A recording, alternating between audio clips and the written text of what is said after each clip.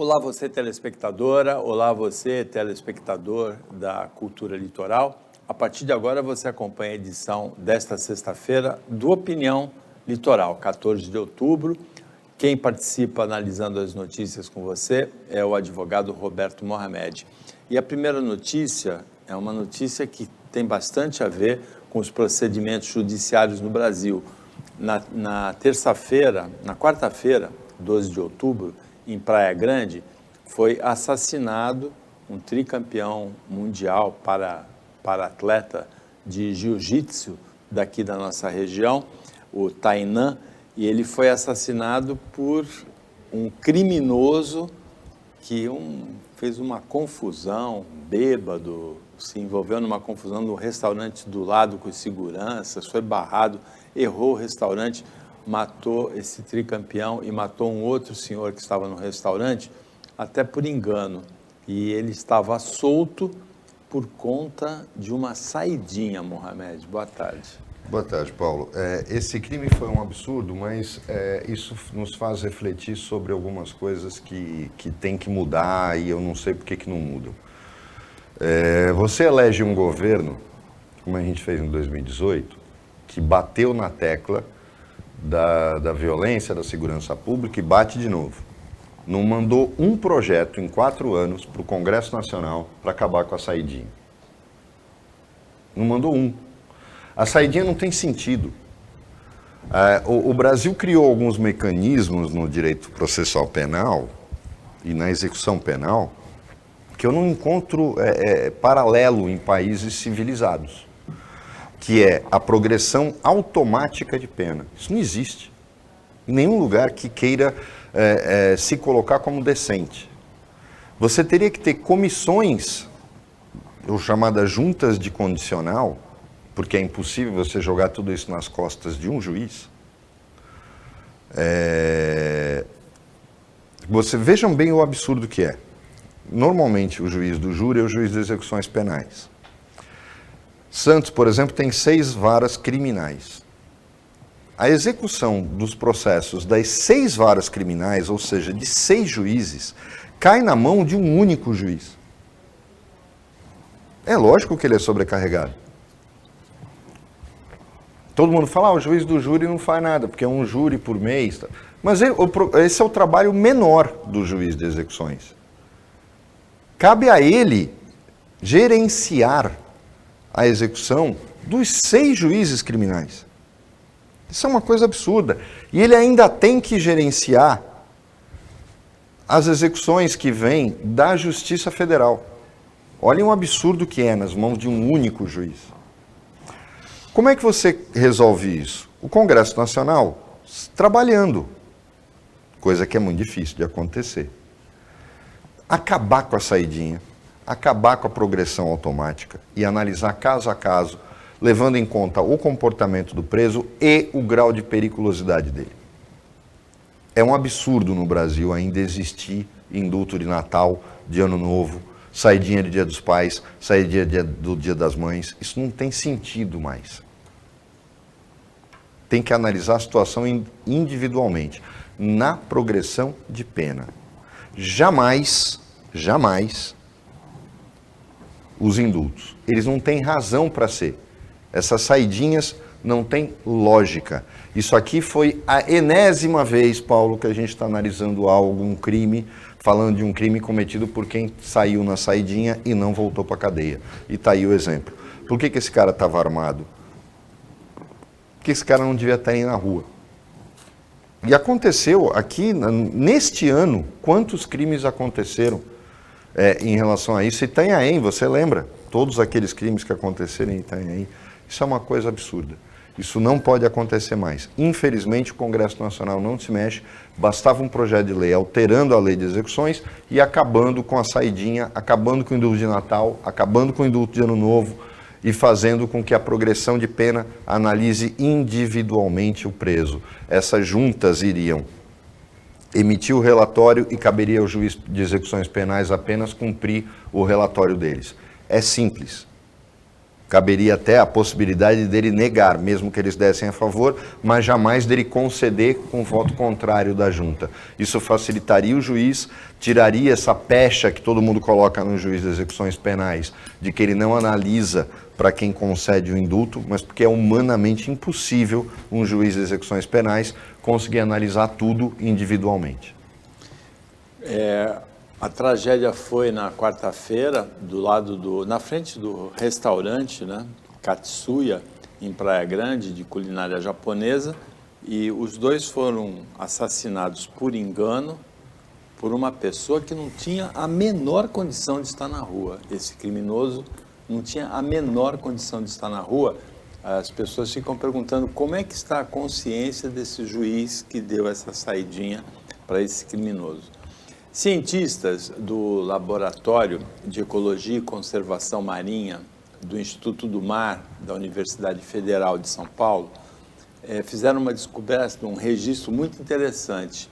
Eles fotografaram, filmaram uma agregação reprodutiva da espécie caranha, um peixe de mais ou menos 30 quilos, e com peixes desse tipo que foram pescados ilegalmente, eles verificaram as ovas e verificaram que aquela agregação era reprodutiva. Por que essa notícia é muito interessante? O estado de São Paulo perdeu, e a nossa região, para a nossa região é trágico isso, né? Nós perdemos muito potencial de pesca justamente por a pesca aqui não ter apoio científico como tem em Santa Catarina. Perdemos até uma indústria de pescados, né? A Alcion, para Santa Catarina. E essa descoberta desses cientistas, mostra que o período de defeso da caranha está errado. Por isso que é importante essa descoberta. O mais importante é que são cientistas da FAPESP. Da Unifesp. Da Unifesp, né? Ou seja, de São Paulo. No Sul, a indústria da pesca tem tido apoio governamental. O problema é que em São Paulo isso não existe mais, até pela falta de representatividade. Mas o que a gente vai... Isso também me puxa uma outra coisa. Duas observações aí, Paulo, é que eu agora que fico sabendo que existe um peixe chamado caranha. Eu nunca comi caranha. Fiquei curioso agora. Mas isso leva a uma outra coisa. O que aconteceu com São Paulo? O que está acontecendo com São Paulo? São Paulo elege uma fraude como senador, tem entre os seus deputados mais votados um defensor de madeireiro e minerador ilegal, o filhinho do papai que fala que povo armado não pode ser escravizado. Eu não entendi isso até agora, ele copiou o pai, né? Ele repete o que papai fala, mas eu não entendi isso até agora. Né? Quer dizer, armar pessoas é dar a elas liberdade. Não, liberdade se dá com cultura, educação, comida, é isso que se dá. É isso que faz uma pessoa não ser escravizada, a não ser na cabeça de um medíocre. Uma fabricante de fake news, mentirosa compulsiva, também ser a segunda mais votada do Estado. E agora a gente está num segundo turno com dois candidatos ruins, tanto quanto na presidência, mas a gente está tendo isso também no governo do Estado. Só que um deles vem do Rio de Janeiro, não conhece o Estado, montou a sua biografia como tocador de obras públicas e nunca foi tocador de obra pública coisa nenhuma. O que aconteceu com São Paulo? Tá bom, a gente já elegeu Tiririca. Mas o que aconteceu com São Paulo? O que aconteceu com São Paulo? Como é que São Paulo pode ter chegado nesse ponto? Eu realmente não consigo entender. É muito triste ver o que aconteceu com o Estado de São Paulo. Muito triste. É uma decadência de qualidade, de preponderância, de relevância, que está me deixando espantado. A questão da pesca no litoral de São Paulo é o maior exemplo disso. A desindustrialização que o Estado de São Paulo está sofrendo é uma coisa impressionante. O agronegócio manda em São Paulo. Olhem um absurdo. Não estou criticando o agronegócio. Só estou querendo dizer que o agronegócio manda em São Paulo. São Paulo era a capital industrial do Brasil. O que está acontecendo com a gente? Será que alguém consegue parar para pensar e olhar para Cubatão hoje?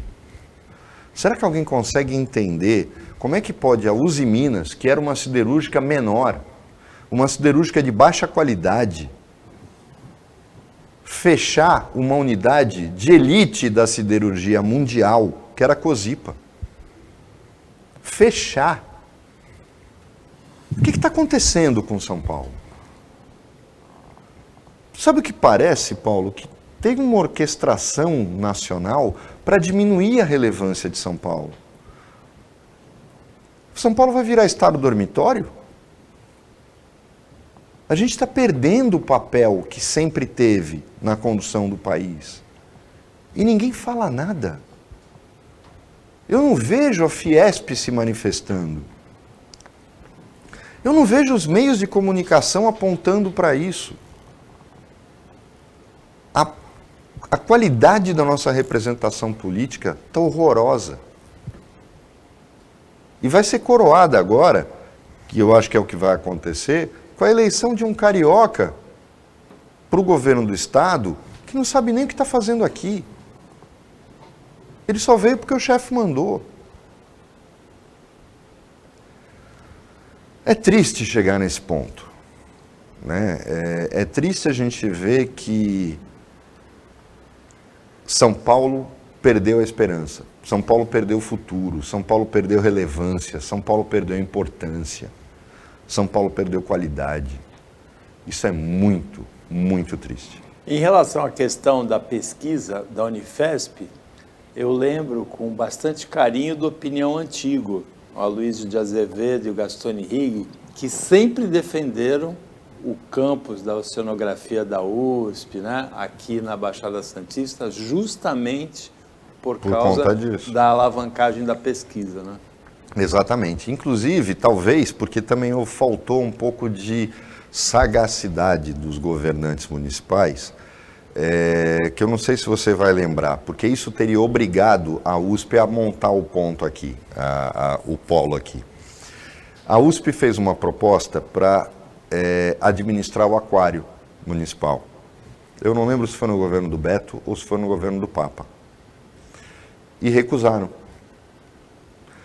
Eu acho que ali se fez a grande bobagem, porque quando ela viesse para administrar o aquário, ela seria obrigada a montar um polo aqui. Ela fincaria um pé aqui. Exatamente. Né? E aí seria uma consequência natural que o curso de oceanografia da USP não fosse em São Paulo, porque não tem sentido. Ele fosse em Santos, num campus avançado da USP, que acabaria trazendo outros cursos como consequência, bastava trazer esse. Faltou sensibilidade, faltou competência, né?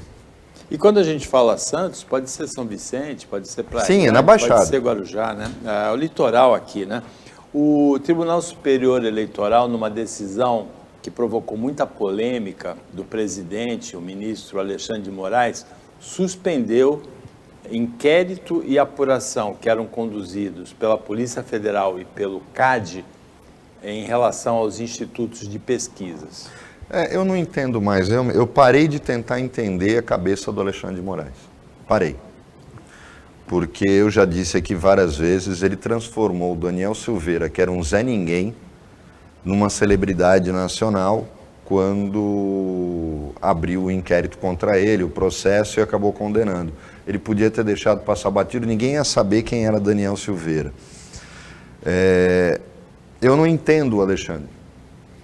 O ministro tem que ser estudado, porque deixa investigar, não vão chegar em nada, a gente já cansou de dizer aqui, para quem sabe como é feita uma pesquisa, não vão encontrar nada.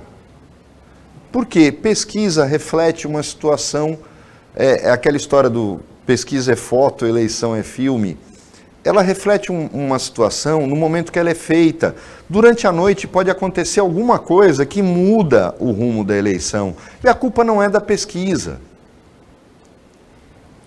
É inacreditável como o ministro Alexandre de Moraes perde tempo com bobagem.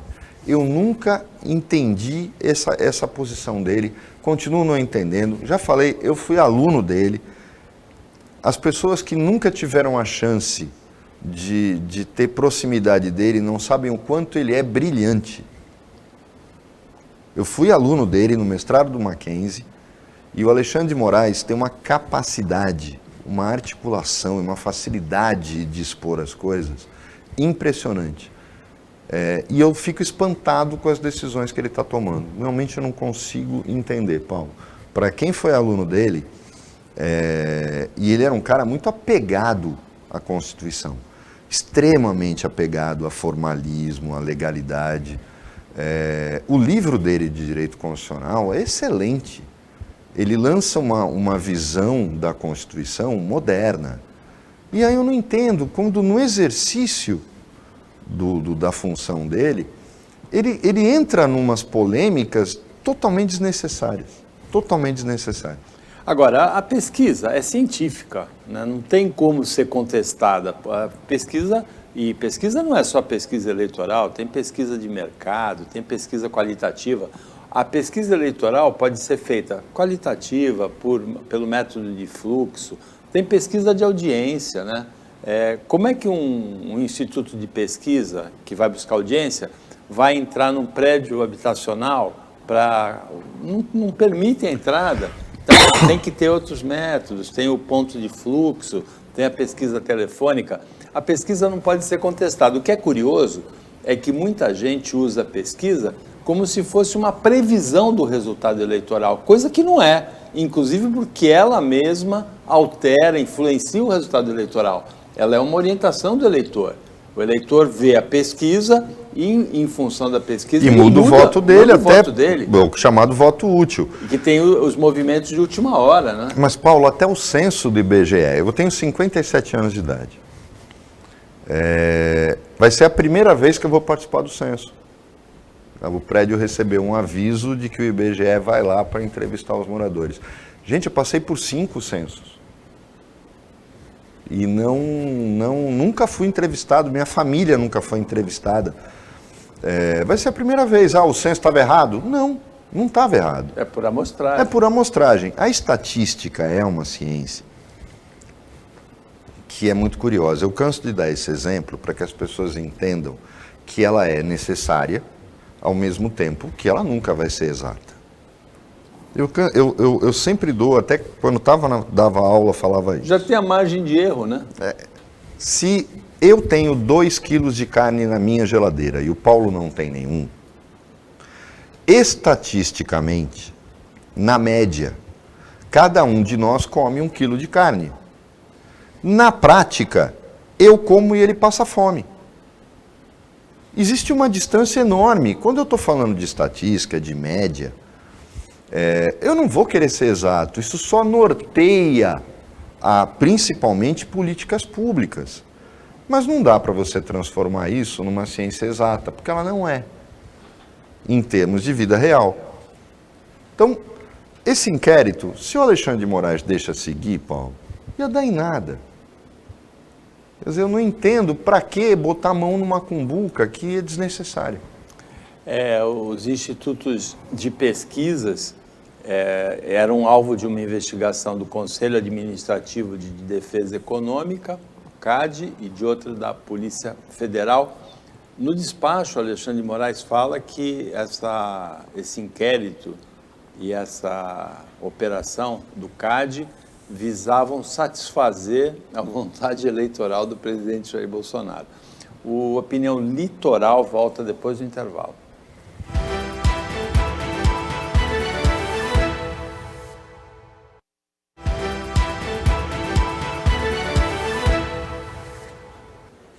Voltando com Opinião Litoral desta sexta-feira, aqui na TV Cultura, o comentarista é o Roberto Mohamed. O Mohamed falou super bem do candidato Tarcísio de Freitas no bloco anterior, do Republicanos ao governo do Estado. Mas, Mohamed, o candidato que você elogiou tanto aqui, ele cancelou a participação em 3 debates. O da Record, o daqui, da Cultura no Roda Viva, e o debate daquele pool de... Essa história do elogio foi uma ironia e é bom as pessoas entenderem que você foi irônico. Ele está seguindo, eu não estou entendendo isso, né? Porque ele fala tanto que ele é um cara prático, isso e aquilo. Ué, por que ele está participando? Eu acho ridículo. O Lula também fez a mesma coisa nos debates presidenciais, que só vai participar de 2. Eu acho errado, o candidato tem que ir, não pode fazer o que o Bolsonaro fez em 2018. Tem que ir em todos os debates, tem que colocar ideias na mesa, tem que mostrar que é uma fraude. Ora, é só no debate que as pessoas vão saber que ele é uma fraude. Mesmo assim, as pessoas podem decidir votar porque querem votar. Eu acho curioso, porque a gente tem até um amigo, Paulo, que fala que é a bobagem, né? Por exemplo, quem vota, as pessoas procuram seus semelhantes. Eu não acho. Né? Esse amigo, por exemplo, diz que quem vota no Lula é ladrão. Só que ele votou a vida inteira no Maluf. E eu sei que ele não é bandido. Mas ele votou num bandido a vida inteira. Mas as pessoas às vezes perdem o bom senso, perdem o equilíbrio. Né? Pode ser pela idade, né? A senilidade, ou pode ser porque, infelizmente, não tem o que falar e fica falando bobagem. Mas é muito triste esse tipo de coisa. Por exemplo, a campanha do Bolsonaro tá no vídeo, está num dos programas dele, dizendo que o Lula ganhou nas eleições nos presídios. Então, preso não vota. Só quem está em detenção provisória. E aí é montado um esquema para que eles possam votar.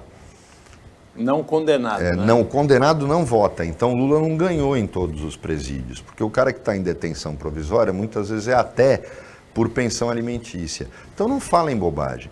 Todo mundo tem um limite, até para ser canalha.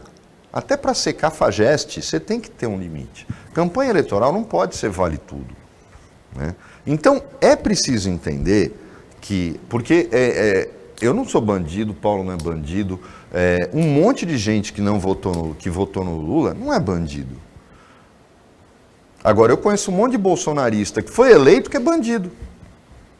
Inclusive muito bem votado. Bandido mesmo. Bandido que você não pode deixar a carteira na mesa se for almoçar com ele.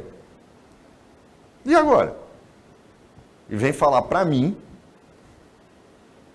que as pessoas votam nos seus semelhantes? Não. E o Tarcísio mostrou que, além de uma fraude, ele é covarde em não participar de debate. Como eu acho que o Lula também está sendo covarde de não participar dos debates. Agora, um juiz paulista condenou a Apple. A Apple é a empresa, nesse momento, mais valorizada do mundo. Em São Paulo, ela foi condenada a pagar uma indenização por prejuízos sociais de 100 milhões de reais por vender, desde outubro de 2020, o iPhone, que é o produto carro-chefe da Apple, um dos carros-chefes, pelo menos, sem o carregador. O juiz diz assim, é uma operação casada ao contrário, o juiz paulista. O celular não funciona sem o carregador. A Apple, cinicamente, é cinismo dizer que essa é uma decisão ecológica, que é uma decisão verde. Não é, porque realmente, se você tem um iPhone, você tem um carregador, se você trocar por um novo iPhone, o teu carregador continua valendo. É essa a justificativa da Apple. O juiz mandou dar carregador para todos os compradores de iPhone, mudar essa decisão e pagar essa indenização. Tem recurso. Está certíssimo. A Apple, ela se vale de um monopólio que ela mesma estabeleceu. O que é para o iPhone não serve para nenhum outro celular. E eu sempre achei isso um absurdo. Por que o carregador da Apple tem que ser só para isso, se todos os de Android são iguais? Isso é um absurdo. A Apple é uma empresa desonesta, sempre foi, e ela te obriga a determinadas coisas. Isso, mas desde o tempo do Macintosh, que a Apple trabalha em cima de ou você é tudo Apple, ou você não consegue falar com os teus equipamentos. Não é à toa que o valor dela está lá em cima, por causa desse tipo de coisa. Ela obriga as pessoas a terem. Essa resposta cretina que a Apple deu esbarra num problema. Tá, e se o meu primeiro iPhone for o 14? Se o meu primeiro iPhone for o 13? Porque isso se refere ao 13. Isso é um absurdo. Eu vou ter que comprar separado o carregador. Então não tem nada de verde nessa Não, a conduta. vendedora ou vendedora já põe o carregador do lado quando você vai comprar o iPhone. Já oferece. Lógico, isso aí é venda casada, não pode, tem que estar no preço dele. Mas isso é típico de uma empresa que explora esse tipo de coisa, como fez a Microsoft durante muitos e muitos anos. Bom, eu brinquei que você tinha elogiado o Tarcísio de Freitas, foi exatamente o contrário que você fez no bloco anterior. Agora, a ex-ministra da Mulher, dos Direitos Humanos, Damares Alves, senadora eleita por Brasília, ela fez acusações escatológicas, completamente absurdas, né, de tráfico sexual de crianças na ilha de Marajó, no Pará, acusações gravíssimas. Agora, questionada numa rádio, na Rádio Bandeirantes, ela disse que não tem prova nenhuma e que ela ouviu falar isso. Mas a coisa vai mais grave. As emissoras de TV, quer dizer... Gravaram, né? As emissoras de TV sérias, Bandeirantes e Globo, a gente não pode falar da Record. Que a Record não é séria, porque é uma emissora que segue os caminhos determinados por um dos maiores pulhas desse país, chamado Edir Macedo, estelionatário da fé alheia. A Bandeirantes e a Globo fizeram questionamentos ao Ministério da Cidadania lá, da Defesa da Mulher.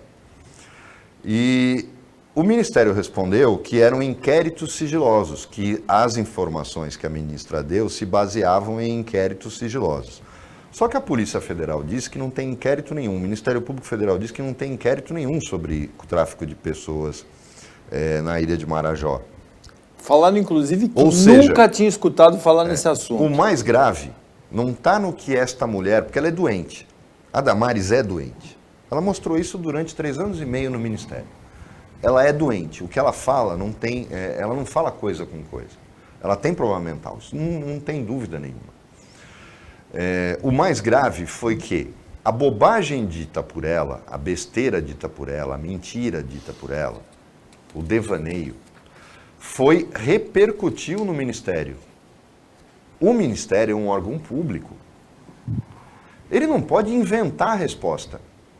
Quando o Ministério diz o que a ministra falou foi com base em inquéritos sigilosos que a gente não pode conceder informação, que inquéritos? Se os órgãos que fazem esse inquérito dizem que eles não existem. Então você veja o quanto é grave a situação descrita aqui. A eleita senadora pelo Distrito Federal, esta mulher doente, que é uma das ministras preferidas do Bolsonaro, a gente vê o grau, das relações patológicas que existem nesse governo, ela solta uma bobagem, obrigando o Ministério a manter a bobagem. Só que no caso do Ministério é crime. Eu acho que as ações têm que ser enérgicas. Para no final, a cereja do bolo foi ela dizer, não, eu ouvi o povo falar. Ouvi o povo falar? Isso não é atitude de uma pessoa decente, coisa que a Damares já mostrou que não é. Mas é hipócrita, né? Porque normalmente o conservador excessivo, ele não tem conteúdo. Então ele está preocupado com o tamanho da saia de uma mulher, ele está preocupado com o palavrão que você fala, ele está preocupado com alguma coisa que não tem relevância, porque ele não tem conteúdo. Né? Esse é o grande problema. E triste vai ser ver o Congresso Nacional, a partir do ano que vem. Já não basta os ladrões que estão lá e se reelegeram, está recebendo uma leva nova que dá até medo. Agora, no campo das bobagens, nem está na pauta, mas o candidato classificado para o segundo turno no Rio Grande do Sul, Onyx Lorenzoni, também ex-ministro do Bolsonaro, que enfrenta o ex-governador Eduardo Leite no segundo turno, ele disse que agora o Rio Grande do Sul vai ter um governador de verdade e uma primeira-dama de verdade, uma declaração claramente homofóbica contra o adversário que é gay assumido. Vamos colocar duas coisas. Primeiro, Eduardo Leite acabou com a carreira dele porque ele fez uma bobagem, ele copiou o modus operandi do Dória. Eu já disse aqui que o Dória, se ele tivesse tido planejamento da carreira política dele, não tivesse sido tão ambicioso quanto ele foi, o Dória teria uma carreira política brilhante. Porque ele é um grande orador, ele é um cara articulado. Se ele tivesse cumprido os 2 mandatos dele na prefeitura, ele teria sido reeleito, ao invés do Bruno. Agora ele poderia estar sendo candidato ao governo do estado numa situação completamente diferente. Favorito disparado. Porque teria feito uma boa gestão na prefeitura, teria feito, durante a pandemia, a condução dos problemas não se expondo tanto, estaria agora navegando em céu de brigadeiro. Teria apoiado o Márcio ao governo do estado e talvez o Márcio hoje fosse uma opção a presidente da República, tendo construído um mandato presidencial de uma outra estadual de uma outra maneira. Vocês vejam como a ambição de um homem muda todo o xadrez político. O Eduardo Leite fez a mesma coisa. Eleito governador do estado, foi muito bem avaliado. O governo dele estava muito bem avaliado, Paulo, nos 2 primeiros anos. Ele sai do governo para disputar uma prévia. Olha que absurdo. E numa situação de polarização em que estava se discutindo ainda se a terceira via, ele foi para dividir um dos partidos que pregava uma terceira via unificada. Olha que absurdo que foi a prévia do PSDB. Provocada por quê? Por 2 caras que pensaram do mesmo jeito. Eu quero voar muito mais alto do que as minhas asas suportam. Esse tipo de problema, quem leu Fernão Capello Gaivota, do Richard Beck, sabe muito bem do que eu estou falando. É legal, é elogiável quando você quer ir além do que todo mundo diz. Não, mas as gaivotas não nasceram para voar tão alto. Fernão Capello Gaivota achava que sim. Mas ele paga um preço alto.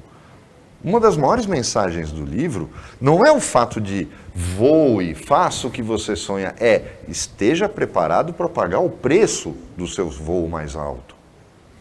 Os 2 não quiseram pagar. Mas olha só o que custou para eles. Essa eleição está ganha por um político que não merece nem citação. O Onyx Lorenzoni é o que tem de mais ralé do governo Bolsonaro. Cara oportunista. Então essa frase não surpreende pelo que é o Onyx Lorenzoni. Que o Bolsonaro queria se livrar dele e não sabia como, porque jogou ele em tudo, porque em qualquer lugar que ele fosse, ele era um zero à esquerda. Esse cara quer ser governador do Rio Grande do Sul. Mas por quê? Porque se Eduardo Leite tivesse ficado lá, quietinho, se candidatado à reeleição, feito um bom governo, daqui a 4 anos, ele era automaticamente uma das figuras influentes na sucessão presidencial, Paulo. Cara muito novo. E eu disse aqui no programa, se você lembrar, que ele me lembrava o Collor. Lembro. Por quê? Justamente por causa dessa ambição. E a gente viu o que foi o Collor para o país. Esse tipo de mico que ele pagou... Olhem como foi surreal a situação no Rio Grande do Sul. Ele era governador, ele renuncia, vai para a prévia, perde a prévia e volta para ser candidato ao cargo que ele largou. É lógico que o povo puniu. Na verdade, ele não deveria nem ter ido para o segundo turno, porque ele tem que pagar o preço da decisão que ele tomou. É muito triste. Por sinal, acabei de fazer a recomendação, mas... era tão importante que as pessoas lessem. É um livro que eu acho que na minha geração faz parte de todo mundo, que é Fernão Capello Gaivota, do Richard Beck, porque principalmente por esta questão de transcender limites. A mensagem mais importante do livro não é o voo, é o preço dele. Essa é a mensagem principal. Talvez se esses caras tivessem lido esse livro, porque provavelmente não leram, não teriam feito o que fizeram, tanto Dória quanto Eduardo Leite. O Onyx não me surpreende. É o nível dele, que é muito baixo. O Opinião Litoral volta depois do intervalo para o último bloco.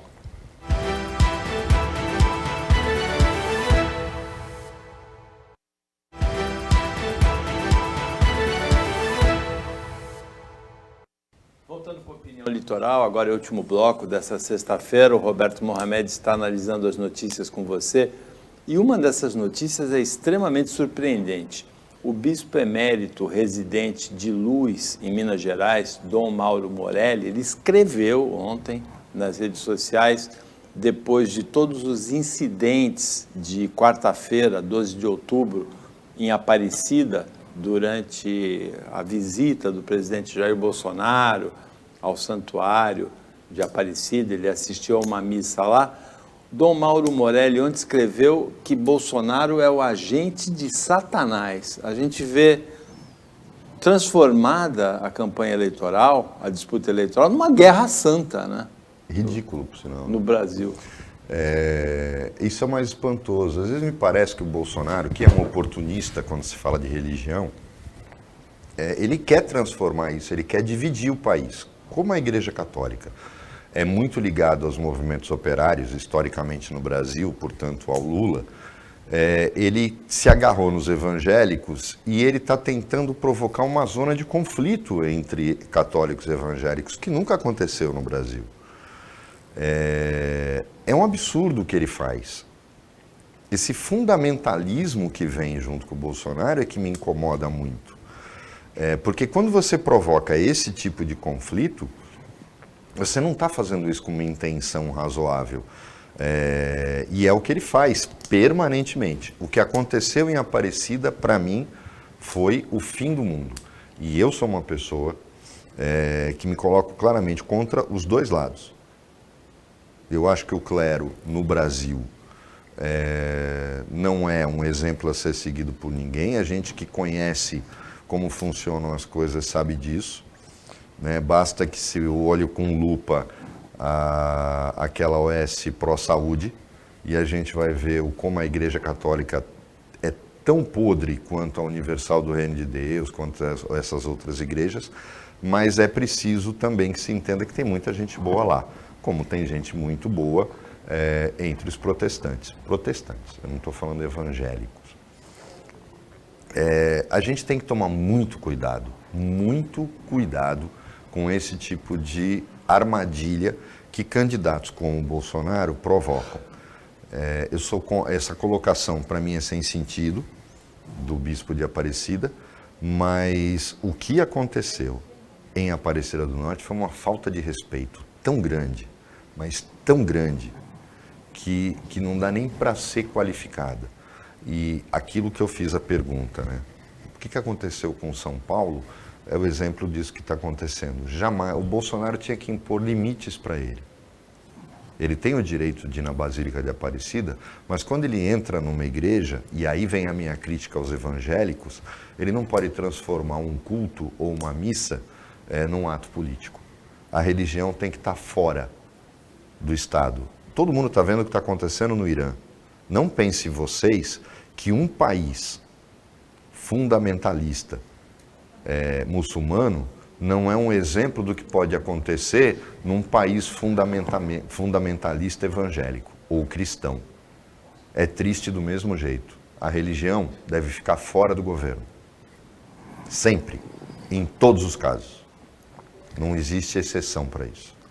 Tem ainda duas notícias na pauta de hoje extremamente impactantes. Uma, o ex-presidente dos Estados Unidos, Donald Trump, foi intimado a depor no Congresso dos Estados Unidos sobre o envolvimento dele com a invasão do Capitólio no dia 20 de janeiro do ano passado, um ato criminoso que resultou em mortes, inclusive. Paulo, mas aí nós temos duas questões. Uma, ele se recusa a ir. E aí enfraquece a Câmara. Segundo, ele vai e transforma o depoimento dele num ato político. Então, esse é o tipo da decisão que a Câmara nos Estados Unidos, que é presidida por aquela deputada democrata que foi para Taiwan na hora errada, ela é uma pessoa muito infeliz nas decisões que ela toma. Ela é octogenária, né? Nancy Pelosi, ela não tem, né? A Nancy Pelosi não tem mais, eu acho que ela não tem noção do que ela faz. Ela está dando ao Trump uma oportunidade de ouro de decidir como ele humilha a Câmara. Se não indo, e ela não vai ter coragem de mandar prendê-lo, ou indo e transformando o depoimento dele num ato político. De qualquer maneira, ele ganha dela. Ele vai humilhar a presidente da Câmara nos Estados Unidos. Quer dizer, é lamentável que ela não tenha conseguido ter a percepção política que ela está fazendo o jogo dele e não defendendo democracia ou querendo apurar fatos. Você lembra daquela imagem do Trump discursando e ela rasgando o discurso dele Sim. atrás? Ela tem, eu acho que é o seguinte, ela já cumpriu o papel dela, ela tinha que estar agora descansando, cuidando dos netos. Eu acho que é o que eu faria com a idade dela. Ela está ocupando um espaço com decisões totalmente absurdas. Ela tem, e eu acho que é ter a sabedoria de que é preciso dar espaço para novas lideranças.